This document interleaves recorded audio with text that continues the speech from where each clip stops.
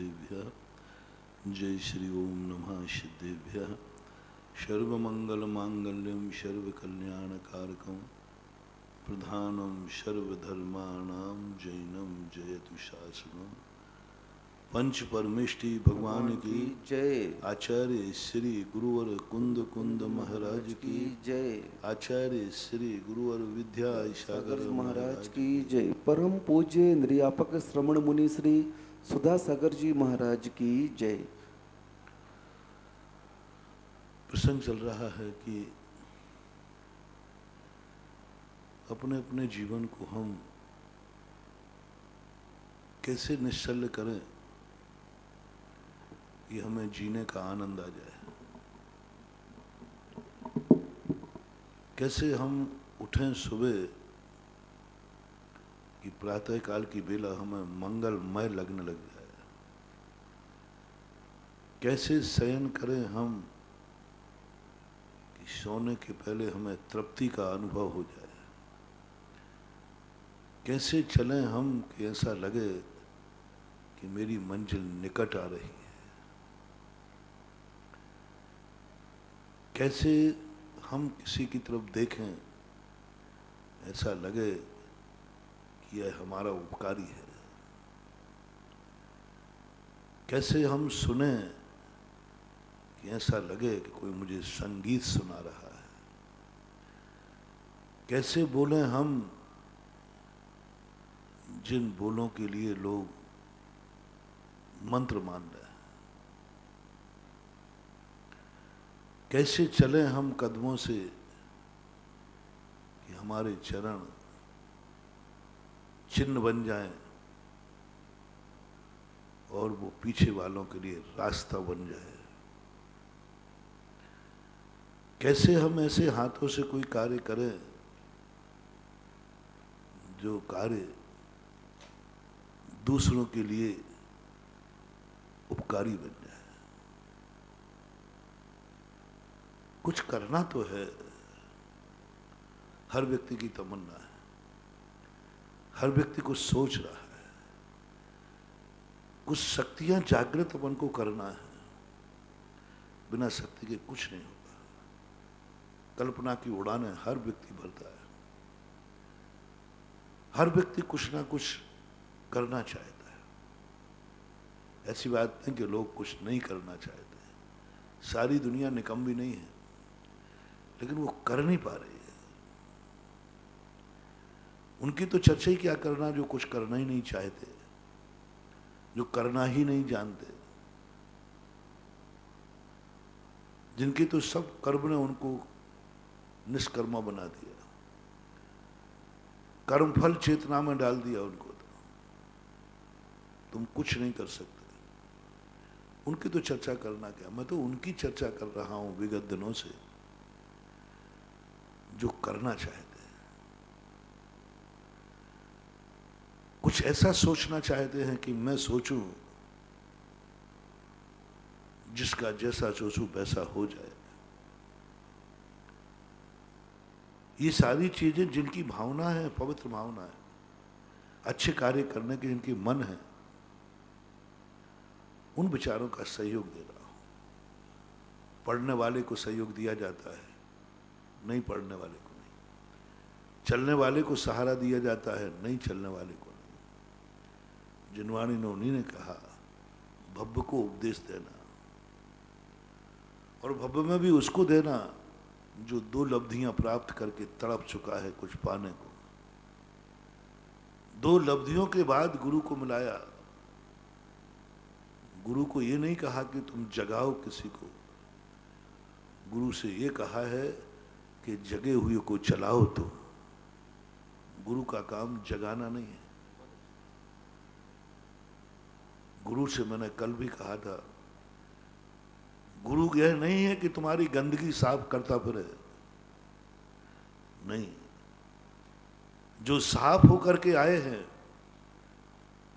उनमें बीजारोपण करे धर्म का। जो अपनी जिंदगी को जगाने के लिए बैठे गुरु मुझे जगा देगा, नहीं, वो गुरु गलत है और जो सोच रहा है वो शिष्य गलत है। मुझे तो क्या करना, गुरु आएंगे, गुरु माँ के समान हैं लेकिन माँ नहीं है। बेटा निश्चिंत होकर सो जाता है, मुझे क्या चिंता कि सुबह स्कूल का टाइम हुआ माँ जगा देगी। वो आदत तुम्हारी पड़ गई है, गुरु जगा देगा नहीं। गुरु की परिभाषा में है तुम जगाना नहीं, जगे हुए को चलाना। दो लब्धियां जो कर चुका हो उसको उपदेश देना। वो जाग गया, दो लब्धियों में जाग गया, विशुद्धि से भरा है, अपने सारे अविशुद्ध परिणाम छोड़ चुका और विशुद्धि जिसकी लबालब उबल रही है, बस वहीं जाकर के गुरु की देश न लब्धि काम कर देती है। इसलिए गुरु जो उपदेश हम दे रहे हैं आजकल, उनको दे रहे हैं जो कुछ करने के लिए तड़प रहे हैं, कुछ पाने के लिए तड़प रहे हैं। मैं इस समय मनोज्ञ की भैयावृत्ति कर रहा हूं। मनोज्ञ वही है जो करना चाह रहा है लेकिन कर नहीं पा रहा। उन्हीं के लिए मैं कहना चाह रहा हूं, उन्हीं के लिए कह रहा हूं कि तुम पहले एक फैसला करो कि तुम्हारे अंदर तुम्हारी खुद की कमजोरी से कितनी परेशानियां आई हैं, तुम्हारी कितनी समस्याओं से घिरे हो। कोई बुराई तुम्हारे में आई है जो कर्म ने नहीं दी, कल बहुत विस्तार से कहा था, जो तुम्हारे कुल परिवार ने नहीं दी, तुमने खुद पैदा की। वो बुराई हमें गुरु से साफ नहीं कराना, वो बुराई हमारी गंदगी साफ गुरु नहीं करेंगे।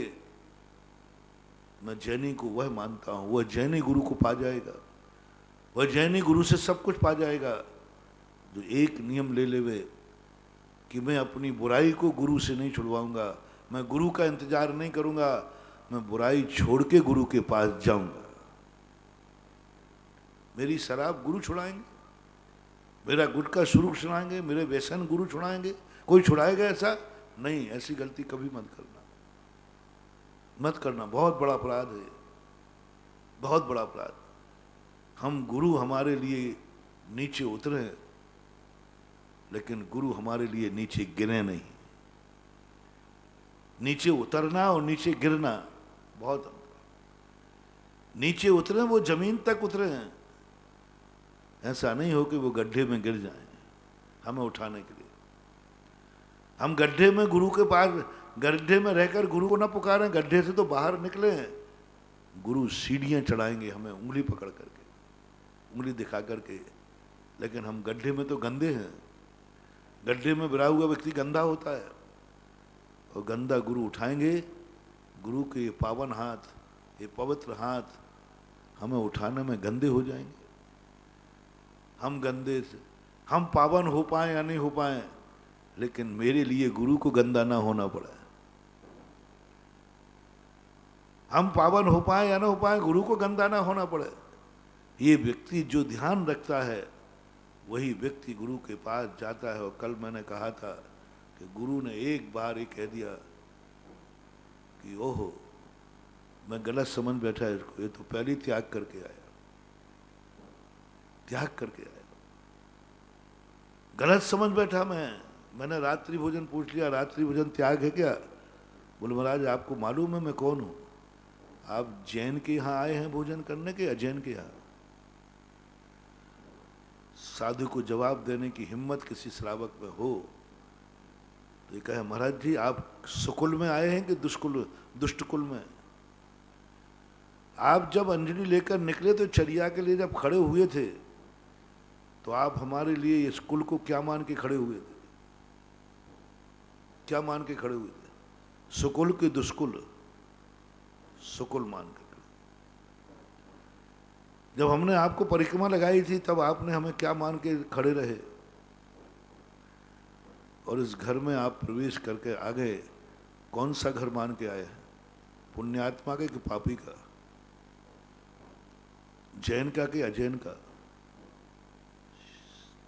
साधु को निरुत्तर करना है, गुरु को निरुत्तर करना है।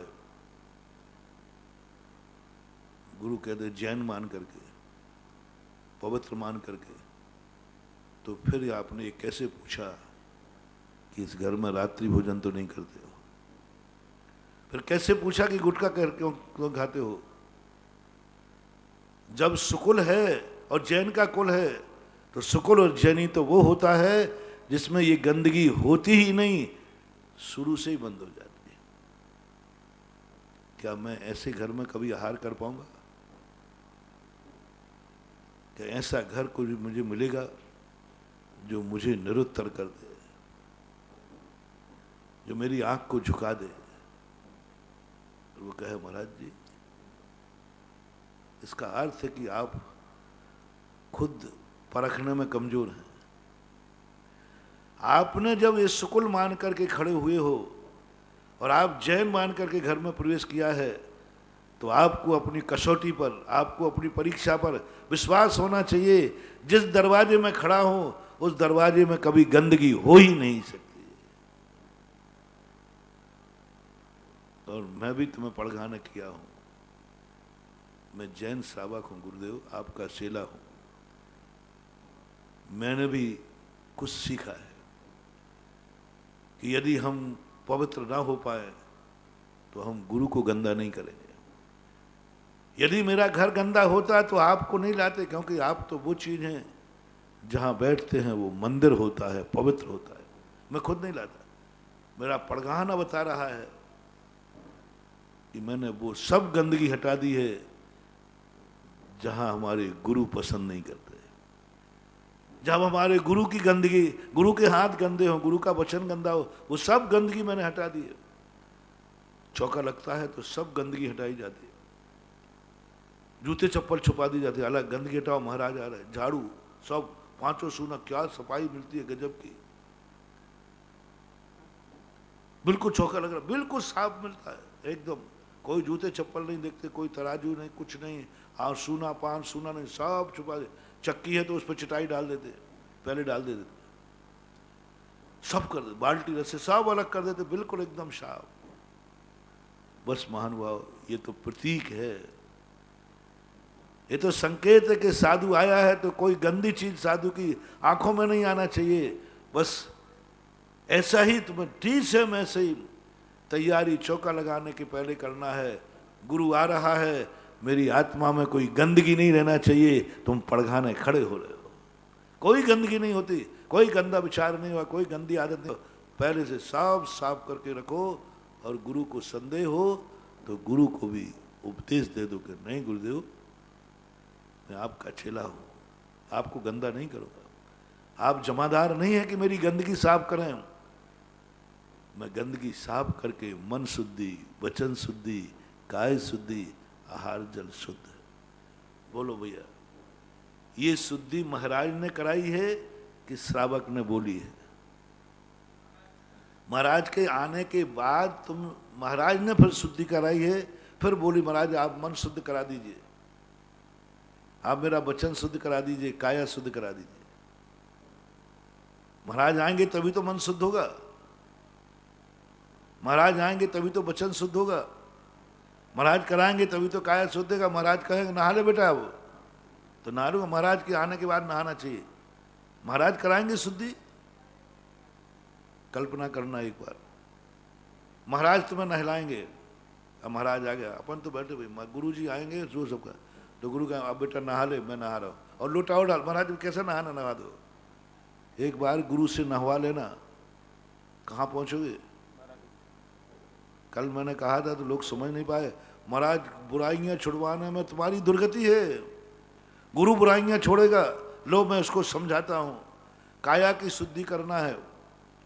अब वो शुद्धि तुम जैसे माने की ना बचपन में तुम्हारी शुद्धि, ऐसे ही गुरु जी से कराना तुम्हारी काया की शुद्धि, नरक जाओगे। वचनों की शुद्धि कराना, मन की शुद्धि कराना नहीं। महाराज के पड़गाने के जब वो साधु खड़ा होता है उस समय तुम्हें बोलना पड़ता है कि मन शुद्धि, वचन शुद्धि, काय शुद्धि, आहार जल शुद्ध है, मम गृह प्रवेश कीजिए। ये वचन का क्या होगा तुम्हारा। और गुरु से कपट, मित्र से चोरी, याहो निर्धन, याहो कोड़ी। तुमने खुद आश्वासन देके बुलाया है, मैंने काया शुद्धि कर चुका हूं भगवान, गुरुदेव आपसे काया की शुद्धि नहीं कराऊंगा। कितनी बड़ी बात कही जैनाचार्य ने। तू पहले शुद्धि बोल, गुरु को झूठे मत लाना, गुरु तेरी शुद्धि नहीं कराएंगे, काया की शुद्धि, सब तरफ से वस्त्र सब शुद्धि कर ले। स्वयं को करना है शुद्धि, महाराज से नहीं कराना।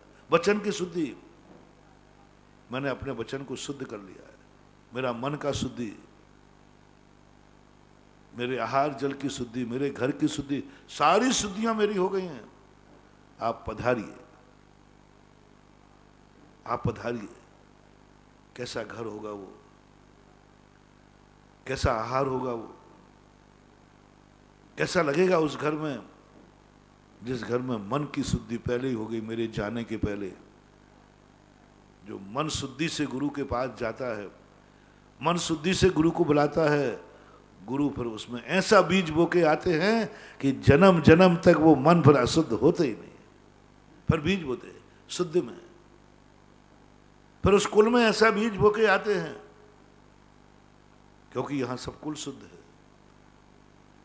हम लोग तो आजकल तुम्हारे घरों में जाते हैं, हम अपना बीज तो वापस ही ले आते हैं, बीज नहीं बो पाते, क्योंकि पहले तो हमें गंदगी दिख जाती है। हम गंदगी में बीज कैसे डालें? इसका मन अशुद्ध है, इसका सब कुछ अशुद्ध दिख रहा है, बोल रहा है, बोल रहा है। चौके में पूछा रात्रि भोजन करते हो? जी। छोड़ नहीं पाऊंगा महाराज। तो फिर काय शुद्धि किस लिए बोली थी तूने? वचन शुद्धि काय के लिए बोली थी? गुटखा खाता है, काय की शुद्धि बोली थी फिर तुमने? कैसी शुद्धि बोली? शुद्धि बोलने के बाद मैंने शास्त्रों में पढ़ा कि किसी भी शास्त्र में नहीं लिखा कि मुनिराज आहार के समय क्या क्या चीज त्याग करावे, क्या क्या चीज, कुछ नहीं, कहीं नहीं मिला। पूरा मूलाचार देख लिया, कहीं नहीं लिखा। बस एक लिखा सुकुल में जाना, मन शुद्धि वचन शुद्धि बोलना। क्यों नहीं त्याग कराने की बात कही? क्यों नहीं पाप त्याग कराने की बात कही? क्यों नहीं विषम त्याग कराने की बात कही? इसलिए कि वो तो पहले से त्याग चुका है। वो ही पड़गा सकता है जो इन गंदगियों का त्यागी हो चुका है, नहा चुका है, जिसने नियम ले लिया है कि मैं कभी नशा नहीं करूंगा, मेरी काया शुद्ध रहेगी, मैं रात में भक्षण नहीं करूंगा, मैं अवक सेवन नहीं करूंगा। वो पहले ही मन शुद्धि करके बोल गया। अब तुम क्या बुलाओगे? तुम क्या उसकी शुद्धि पर चैलेंज दे रहे हो? उसने मन शुद्धि वचन शुद्धि काय शुद्धि बोल दी, अब क्या उसके लिए तुम चैलेंज दे रहे हो? चुप रहो, हार ले लीजिए आप। और आज की मन शुद्धि वचन शुद्धि काय शुद्धि के बोलने पर यदि हम लोग आहार ले लें तो कहो अंजलि में पानी के स्थान पर शराब की बोतल नहीं आ जाए, कहीं सौंप के स्थान पर गुटखा नहीं आ जाए, कहो सब्जी के स्थान पर आलू नहीं आ जाए, पता नहीं क्या क्या हो जाएगा। आजकल हमें घर में जाते ही सबसे पहले गंदगी साफ करना पड़ती है। इसलिए पंचाश्चर्य नहीं हो रहे, इसलिए अतिशय नहीं हो रहे, इसलिए महाराज लोग तुम्हारे घर में जा रहे हैं, वो चमत्कार जो होते थे वो नहीं हो रहे। मैंने पहले ही कहा था, पंचाश्चर्य श्रावक के पुण्य से होते हैं, साधु के पुण्य से नहीं। साधु के पुण्य से कभी पंचाश्चर्य नहीं होता, कितनी तपस्वी साधु हो। श्रावक के पुण्य से कभी पंचाश्चर्य नहीं होते, न साधु के पुण्य से। शास्त्रों में ऐसे कई उदाहरण हैं। एक चौके में रत्न बरसे, दूसरे में नहीं बरसे। महाराज तो वही थे, श्रावक के पुण्य से बढ़ते, श्रावक की क्रिया से बढ़ते। आज सारे अतिशय खत्म हो गए, क्योंकि जाते ही महाराज को गंदगी दिख जाती है, गंदे लोग दिख जाते हैं हम, और वे गंदगी साफ करने में लग जाते हैं। पहले त्याग कराओ, पहले शराब त्याग कराओ, गुटखा त्याग कराओ, फिर आहार लो। फिर क्या आहार लो? खाक गंदगी करके फिर आहार लेना पड़ता है, गंदगी साफ करके आहार लेना पड़ता है। कुछ करो ऐसा कि तुम्हारा गुरु तुम्हारी उस गंदगी को ना छुड़ाए जो गंदगी तुमने स्वयं पैदा की है। कर्मों की गंदगी मैंने पहले ही कह दिया, मैं छुड़ा दूंगा, लेकिन जो तुमने पैदा की है, जो विषम तुम्हारे पास आया है, उसको तुम्हें खुद करना पड़ेगा, खुद विचार करना है, खुद सोचना है। कोई भी कार्य करने के पहले सबसे पहले विचार करो, जिन्होंने अभी कोई कार्य नहीं किए हैं, कोई भी करे, कहीं ये गंदगी मेरे द्वारा तो नहीं स्थापित हो रही है। संस्कार से जो आई उसकी चर्चा नहीं कर रहा हूं मैं, जो तुम्हारे अंदर से आई है उसमें सबसे पहले देख लेना ये गंदगी यदि की है मैंने तो मैं इसको स्वयं साफ करूंगा, स्वयं साफ करूंगा।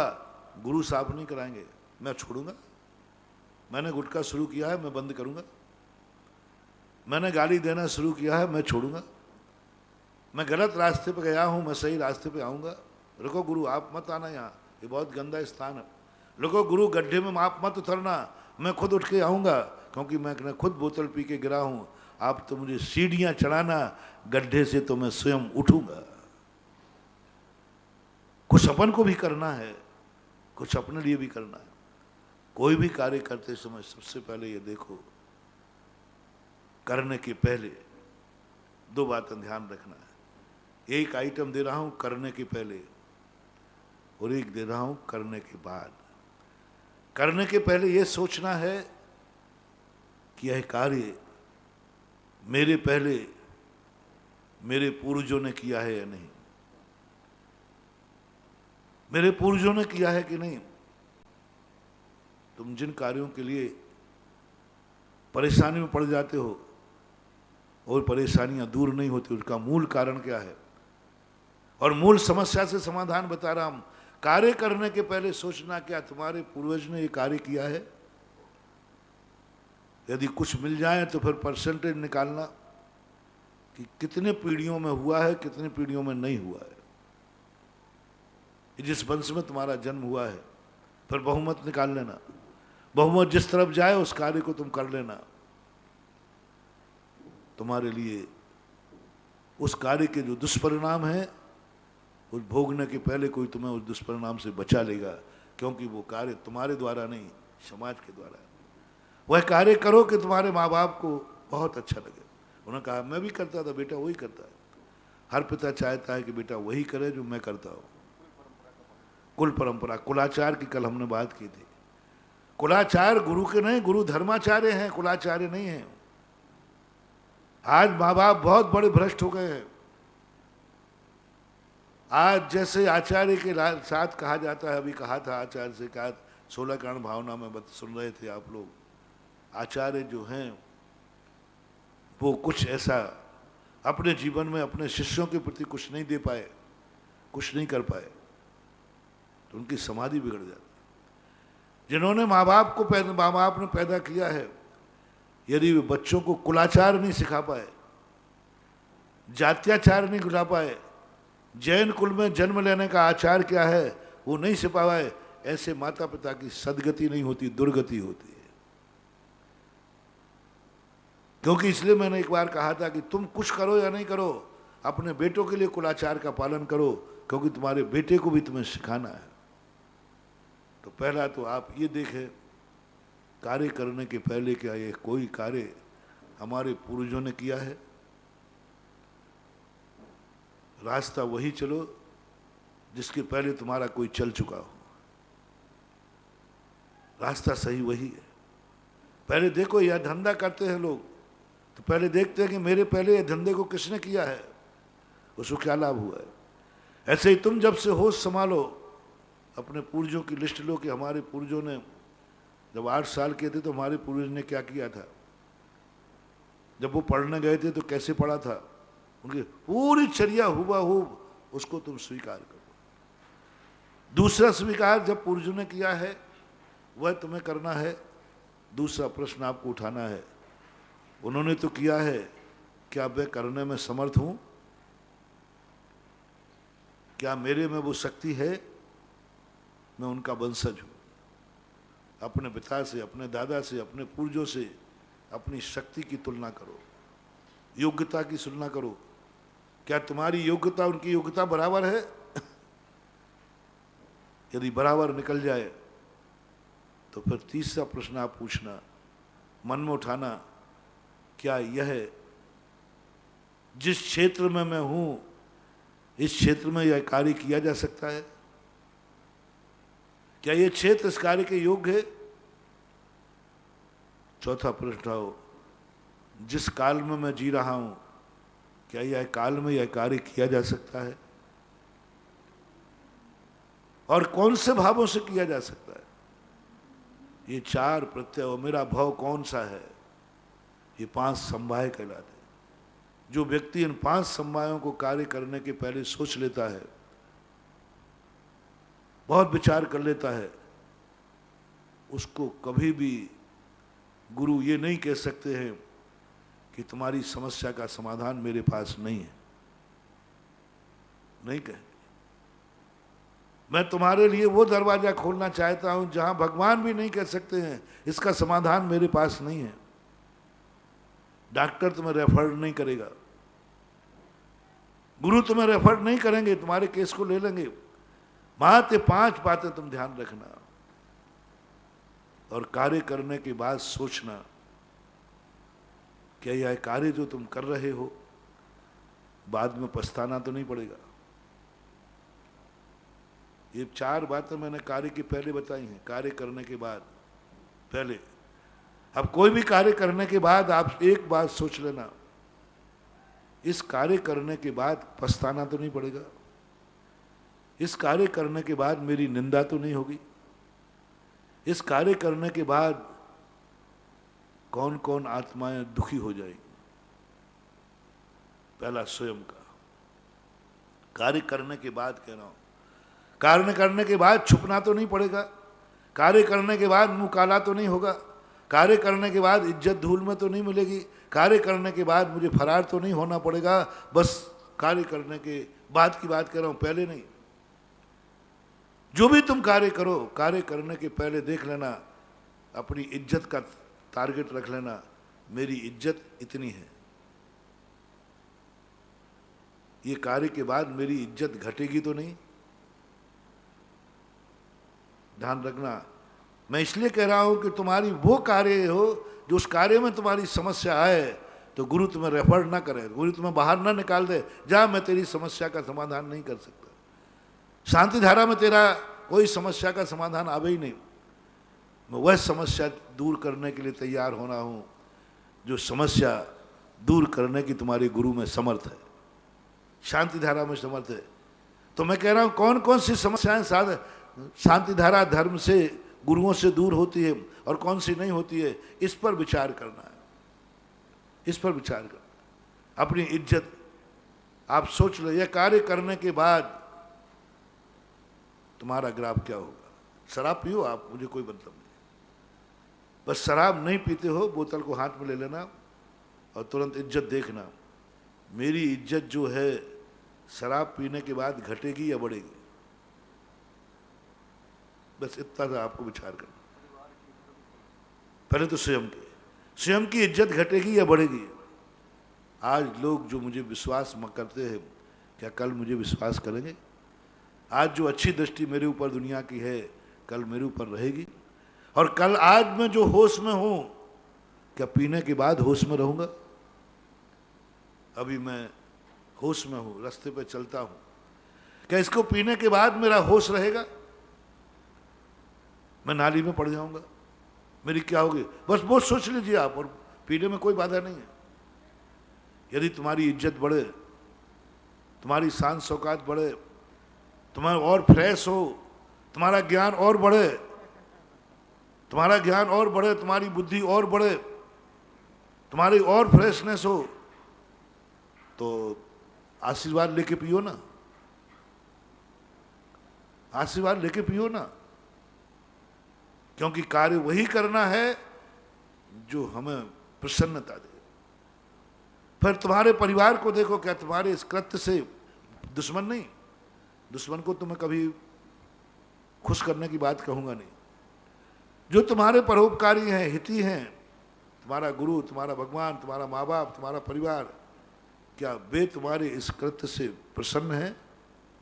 क्या उनको आनंद होगा जिस दिन उनको पता चलेगा कि बेटे ने आज 1 बोतल पी है? कौन कौन खुश होगा तुम्हारे घर में? बस कुछ नहीं करना महानुभाव, वह कार्य कर डालो जिसमें तुम्हारी भी इज्जत बढ़े और परिवार। अच्छा, 1 बोतल शराब पी है, वो परिवार वालों ने सुना, सबकी आंखें झुक गईं, और तुमने जाके कहा मैंने आज 1 बोतल दूध पिया है। किसको उसको खुशी होगी? माँ को, पिता को, परिवार को। आज मारा मैंने 1 बोतल दूध ज्यादा पी लिया है, दोनों ही बोतल में हैं, लेकिन दूध पियो जो सारे परिवार को खुश हो जाए, आनंद आ जाए। अच्छा बेटा आज एक बोतल ज्यादा पी गया, वाह, सबके चेहरे खिल गए। उस चीज को क्या पूना जो पूरा परिवार तुम्हारा नाम सुनते ही दुखी हो जाए, परेशान हो जाए, चिंता में पड़ जाए। बस कार्य करने के बाद प्रसन्नता आना चाहिए स्वयं को और अपनों को। करो कार्य, जो कार्य, कोई कार्य में पाबंदी नहीं है। सफलता की तुम्हें जब भी मिले, जिस कार्य में तुम सफल हो जाओ, उस कार्य करने के बाद प्रसन्नता, गौरव का अनुभव, एक अनुभूति आना चाहिए। जो जो कार्य करता हो वही कार्य करने योग्य है जो करने के बाद मस्तक उठा के जी सको, जिस कार्य करने के बाद दुनिया के सामने पुरस्कार ला सको और चारों तरफ उस कार्य के बाद कहे वाह धन्य है तुमने ये कार्य कर लिया। ये कार्य करने के कोई कार्य की मनाही नहीं है। जैन दर्शन बहुत आगे का दर्शन, संसार में जीने वालों को कभी ये नहीं कहता कि तुम कुछ मत करो। जैन दर्शन कहता कुछ भी करो, देशयामी समीचीनम धर्मम कर्म निवर्णम संसार दुखता सत्वान धरती उत्तमे सुखे। जो तुम्हारी इज्जत बढ़ाए, शान शौकत बढ़ाए, प्रसन्नता बढ़ाए, हर कार्य व्यक्ति प्रसन्नता के लिए करता है। तुम तो करने के बाद दुखी हो गए, करने के बाद तुम्हारा चेहरा भय से कांप रहा है। कार्य करने के बाद निर्भय आना चाहिए। तुम्हारे पास कोई वस्तु आई है, तुम्हें कोई वस्तु मिल गई है, उससे तुम कितने प्रसन्न हो। दूसरा नंबर आना चाहिए, धन दौलत तुम्हारे पास आया तो धन दौलत जब तुम्हारे पास आया तो तुम्हारी प्रसन्नता बढ़ी कि टेंशन बढ़ गया। अब उसको कहाँ छुपाऊं, क्योंकि चोरी का माल है। धन तुम्हारे पास आया, दौलत तुम्हारे पास आई, तुम टेंशन में आ गए, क्या करूं, कहाँ छुपाऊं, क्योंकि चोरी का माल है। महावीर ऐसे धन की निंदा करते हैं जिसको पाने के बाद तुम टेंशन में आ जाओ, पाने के बाद भयशील हो जाओ। ऐसा धन कमाओ, पाने के बाद तुम्हारा टेंशन मुक्त हो जाओ। हम लोग देखो, हम लोग जो भी कमाई करते हैं,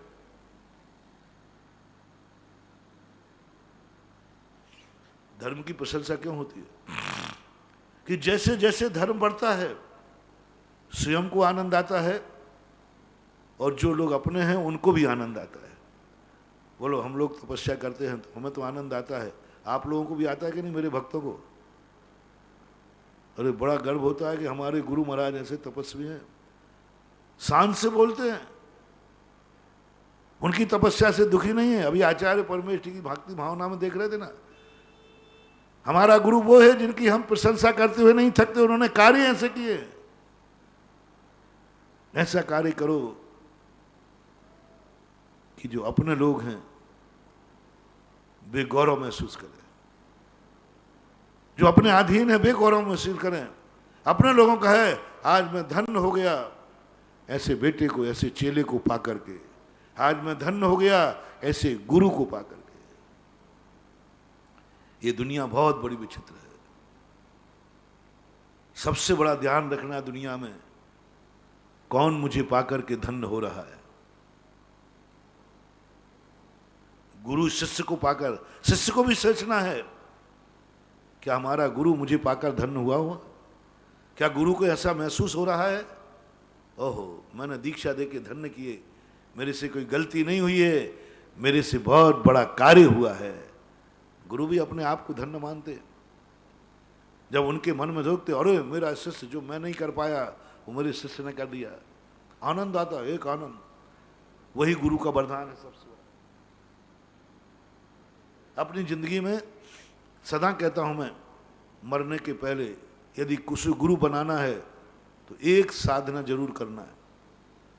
मोक्ष जाने की साधना होवे या नहीं होवे मैं इसके लिए नहीं कह रहा हूं, एक साधना जरूर करना है कि तुम्हारी साधना पर, तुम्हारी चर्या पर गुरु को गर्व हो जाए, गुरु अपने आप को धन्य मानने लग जाए कि मैं धन्य हो गया ऐसे चेले को पाकर, प्रसन्नता होना। बेटे को भी यही करना है कि माँ बाप अपने आप को धन्य मानने लग जाएं। मैंने कैसा पुण्य किया कि मैं ऐसे बेटे का बाप।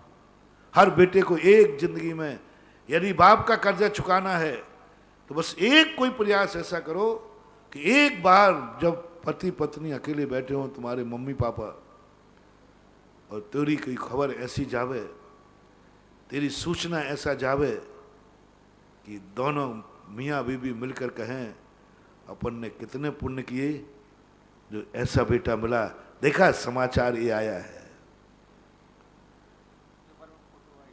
तुझे कष्ट जो उठाए तूने 9 महीने गर्भ के, तो कई बार कहती थी कि बहुत कष्ट होता है, अब बोल तो माँ भी कहे काहे का कष्ट है, ऐसे बेटे के लिए मैं 100 बार कष्ट उठाने को तैयार हूं। एक शब्द सुन लो माँ बाप के। माँ बाप अपने आप में एक शब्द कह दे, तुम्हारे सामने नहीं, दोनों कभी एक बात सुनने में आ जाए कि मम्मी पापा ने ऐसी बात सुनाना है मुझे, माँ बाप ऐसा कोई कार्य मुझे करना है कि बस माँ बाप एक बार कह दे मैं धन्य हो गया ऐसे बेटे को पैदा करके। ऐसा ही तुम्हारे हर संबंध में ऐसा कुछ करो, ऐसा कुछ करो, बापों से कह रहा हूं, ऐसा कुछ करो कि बेटा कह उठे मैं धन्य हो गया ऐसे पिता के यहाँ जन। क्यों? जहां जाते हैं पिता का नाम रोशन है, जहां जाते हैं पिता की इज्जत है, जहां जाते हैं पिता के नाम पर सम्मान मिलता है। माता पिता हो, तुम्हें एक साधना करना है, तुम्हारा बेटा तुम्हें पाके धन्य हो जाए और वो अपने दोस्तों से कहे कि ऐसे बाप मुझे जन्म जन्म तक मिले जिन बाप ने मुझे आज सब कुछ दे दिया।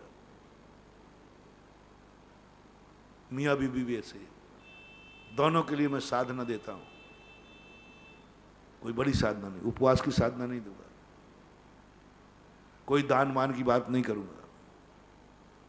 वैसे लॉकडाउन मैंने दान के प्रवचनों को लॉक कर दिया है,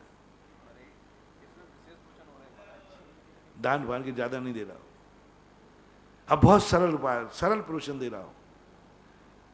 एक दंपति को प्रवचन देता हूं, दोनों के लिए साधना, सावधान। पत्नी को एक साधना करना है कि जिंदगी में तुम्हारा पति तुम्हें पाकर के धन्य हो जाए और वो कह उठे कि मैंने कितने पुण्य किए जो मुझे ऐसी नारी मिली, ऐसा धन्य हुआ, धन्य। बस वो उसको महसूस हो जाना चाहिए। पूरा घर में जैसे तुम ससुराल गई हो, लो ससुराल कोई नरक का द्वार नहीं है, लेकिन ससुराल से बड़ा कोई नरक नहीं है। ससुराल कोई नरक का द्वार नहीं है, नरक नहीं है, उससे बड़ा कोई नरक नहीं है। बस इतना सा सोचना है हर लड़की के लिए, देखना वो कहां पहुंचने वाली है। बस एक ही, जिस घर में तुमने कदम रखा है, क्या ससुराल का हर व्यक्ति तुमसे धन्य मान रहा है? हर बहू की सफलता, कभी सासू अपनी सहेली से मिलके कहे जब से बहू घर में आई है साक्षात देवी है, घर का माहौल ही बदल गया। मैं जन्म देने वाली बेटी, जन्म देने वाली मां इन बेटों को नहीं सुधार पाई, मेरा पति मैं नहीं सुधार पाई, लेकिन इस बहू ने सारे घर का ऐसा सुधार किया है, सबको लाइन पर लगा दिया। सब बिना मंदिर के खाते थे, अब सब मंदिर के जाते, ये सब बहू की करामात। सब रात में खाते थे, बहू आई तब से दिन में खाने लगे। सब अभक्ष खाते थे, 10 लाख क्षण पर्व में भी अभक्ष खाते थे, लेकिन क्या बहू ने चमत्कार किया है, हमारा घर सब पवित्र हो गया है। क्या कभी तुमने बहू ने ये सोचा, विचार किया, जिस घर में जाऊंगी सम्मान पाऊंगी? चुनौती बना लो कि सासू के सम्मान पाके रहूंगी, और सासू एक दिन वो कहेगी जो मैं नहीं कर पाई वो मेरी बहू ने आके कर दिया। अच्छे कार्यों की बात कर रहा हूं, ये प्रयास होना चाहिए, ये प्रयास होना चाहिए, हर बहू को ये करना है। और जो नहीं कर पाए, यदि एक व्यक्ति ने तुम्हें कोस दिया, ये डायन जब से आई है सबसे घर का सत्यानाश हुआ, समझ लेना तुम ससुराल नहीं गई हो, नरक में हो, तुमने वहां नरक बना दिया है, नरक बना लिया है। तुम्हारे जाने से घर नरक बन गया, तुम्हारे जाने से घर में फूट पड़ गई, तुम्हारे घर जाने से घर में कलही होने लगी। ये अभिशाप मत लेना महानुभाव, मत लेना। बहुओं से मेरा कहना है, तुम ससुराल में जाकर अभिशप्त मत होना। विवाह मत करो तो अच्छा है, बिना विवाह की रह जाओ तो अच्छा है, लेकिन विवाह करो तो एक संकल्प लेके करना, उस घर को मैं धन्य करूंगी। उस घर में मेरे जाने के बाद हर व्यक्ति कहेगा, जो हमारे कुल में कभी नहीं हो पाया, जो ऐसा पावन कार्य हमारे घर में हुआ जब से बहू आया। और यदि ऐसा कर लिया, इसलिए तुम्हें लक्ष्मी कहते हैं। हर व्यक्ति के जब से बहू का घर में पड़ा है, सब कुछ बात हो। दूसरा, जिस पति को तुमने चुना है, बस वो एक ऐसी आनंद के अनुभव में धन्य हो गया। और यही व्यक्ति पति से कहना है, यही सासुओं से मेरा कहना है, सासुओं की दुर्गति होगी निश्चित। जिन जिन ने सासुओं ने अपने बेटों की शादी करके बहू बुलाई हैं, इच्छाएं की है, इनकी सबकी दुर्गति होना है, सबसे ज्यादा दुर्गति होना है। और मैं सदगति का मार्ग बता रहा हूं। तुम्हारे घर में जो बहू आई, सासुओं के लिए और कोई साधन, मंदिर नहीं आएंगे तो चलेगा, सासू के लिए कह रहा हूं, श्रावका के लिए नहीं। सासू किसी दिन मंदिर नहीं आएगी तो चलेगा, आहार नहीं देगी तो चलेगा। सासू की एक सबसे बड़ी साधना है कि वो पूरी ताकत लगा दे, बहू को इतना खुश कर दे कि वह जब बहू पीहर को भूल जाए और जन्म देने वाली माँ को भूल जाए। जब उसकी माँ कहे, बिटिया तू तो मुझे भूल गई, बोले माँ क्यों नहीं भूलूंगी, मुझे मेरी सास तेरे से अच्छी मिली है। और बहू जब पीहर जाए तब सासू की प्रशंसा कर दे, बस माँ तूने वो प्यार नहीं दिया, मैं तो सासू को पाके धन्य हो गया, धन्य हो गई। हर सासू को अपनी बहू के पीहर में प्रशंसा करते सुनना है। करेगी, कहती हैं कई महिलाएं, अपनी माँ से कहती है, उनका पीहर जाने का मन नहीं करता, माँ की गोदी में जाने का मन नहीं करता, क्योंकि सासू की गोदी माँ की गोदी से ज्यादा प्यारी होती है। पर सासुओं ने तो अपनी गोदी में कांटे वो रखे हैं, वो कन खजूरा, वो एक आता है वो जो खुजली चलती है, वो कौन सा बोलते थे, करेंच, करेंच, एक करेंच आता है, करेंच का होता है जो छू लेता है ना, वो खुजली दिन भर खिलाते थे। आजकल की सासुओं तो अपनी गोदी में करेंच रखे हैं, करेंच। बेचारी माँ को याद करती रहती है, माँ कहाँ का नरक में पटक दिया, कहाँ की दुष्टन सासू मिल गई। ये प्रसन्न करो, शादी की है तो एक साधना करो, तपस्या करो, दोनों के। या तो बहू को लाओ मत, लाओ तो हर सासू को एक नियम करना है, बहू का वरदान लूंगा, बहू की वरदान दुआ लूंगा, और बहू कहेगी माँ से भी अच्छी मेरी सासू है। एक साधना करना है हर सासू के लिए, और हर पति को ये साधना करना है कि पत्नी धन्य मानने लग जाए कि मैं धन्य हो गई जो मुझे ऐसे पति मिले। एक प्रसन्नता का वातावरण बनाना। दूसरा आपको देना, जो भी तुम्हारी चीज आई, ऐसे ही धन आया है, जैसे मैंने सबका कह दिया। अब दूसरा प्रश्न आना चाहिए, कार्य करने के बाद जो तुम सफल हुए हो कार्य में, जो तुमने कार्य किया है, इसके बाद घर में प्रेम बढ़ा है या घटा है? धन दौलत आया, व्यापार में पैसा आया, तुम्हारा प्रेम बढ़ा है कि घटा है? अच्छा व्यापार चलने लगा, भाइयों में प्रेम बढ़ा है कि घटा है? तुम कमाने लगे, मम्मी पापा से प्रेम बढ़ा है कि घटा है? तुम कमाने लगे, इससे अच्छे तो नहीं कमाते थे, कम से कम एक साथ थाली में तो खाते थे। अब तुम कमाने लगे, प्रेम घट गया।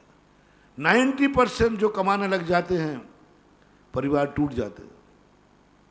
आज स्त्रियां भी कमाने जाने लगी, ज़्यादातर परिवार टूट रहे हैं इसी कारण। अरे कमाने से, धन आने से तो प्रेम बढ़ना चाहिए। जिस कार्य करने से प्रेम बढ़े, जो हमारे जन्म से हैं, जो हमारे साथ रहने वाले हैं, उनमें प्रेम बढ़े, तो समझ लेना चाहिए वही वो कार्य करने योग्य है। उस कार्य में यदि तुम्हें समस्या आएगी, उस समस्या का समाधान मैं तुम्हें बताऊंगा, है मेरे पास।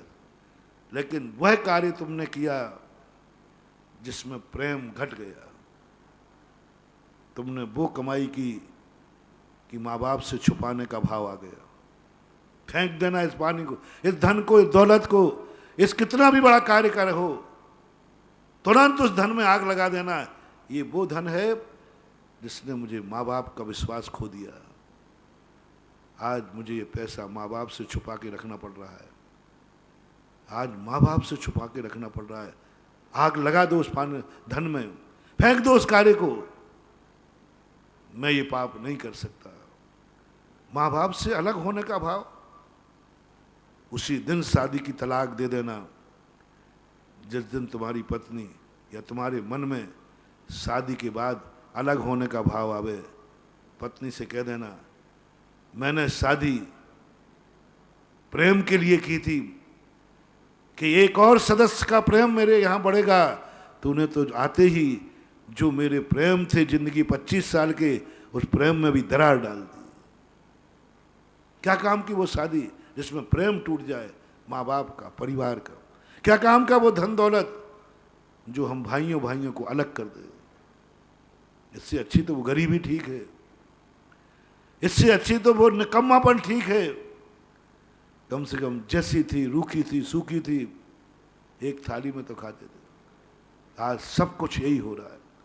तीसरा कारण आप कार्य करने के बाद ध्यान रखना, इस कार्य करने के बाद तुम्हें पवित्रता बढ़ी है कि अपवित्रता बढ़ी है। मैं धन का उदाहरण दे रहा हूं। तुम्हारे धन पाने के बाद तुम्हारे जीवन में पवित्रता आई है कि अपवित्रता आई है? फैसला कर लो। तुमने जो भी कार्य किया उससे तुम पवित्र हुए हो कि अपवित्र हुए? तुम्हें आंख मिली है, इससे तुम पवित्र ज्यादा होते हो कि अपवित्र ज्यादा होते हो? ये कानों से तुम पवित्र ज्यादा होते हो कि अपवित्र ज्यादा होते हो? कान में आवाज आते ही तुम्हारा मन विकारों से भरता है। कौन सी बात देखना है जिसको देखने के बाद आत्मा का विकार भाग जाए? उस कार्य को नहीं देखना है जिसमें आत्मा को देखने के बाद आत्मा में विकार जाग जाए। आंख पवित्रता होने के लिए मिली है, पवित्र आत्माओं को देखने मिली है। जिससे देखूं मेरे मन का मैल धुल जाए, उसको देखना है।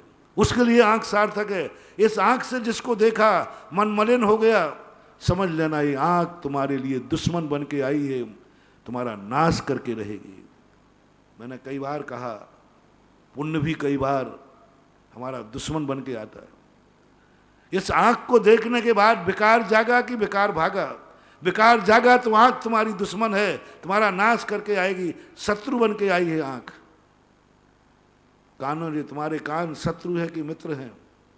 इन कानों से सुनने के बाद तुम्हारी शांति भंग हुई है या शांति आई है? जो शब्द सुनने से शांति आवे, बस वही कानों की सफलता है। और जिसके शब्द सुनने से अशांति हो जाए, ये कान तुम्हारे दुश्मन है। हर चीज को ले लेना। पवित्रता घट रही है, धन आ रहा है, पापी होता जा रहा है व्यक्ति, पापी से और पापी होता जा रहा है। जितना जितना धन बढ़ रहा है उतना उतना वो पापी हो रहा है। आज 99% व्यक्ति को पुण्य पापी बना रहा है, धन दौलत पापी बना, समृद्धि पापी बना रहा है। जितना जितना पुण्य बढ़ रहा है उतना उतना व्यक्ति पापी हो रहा है। आप देख लीजिए, आप खुद परखिए।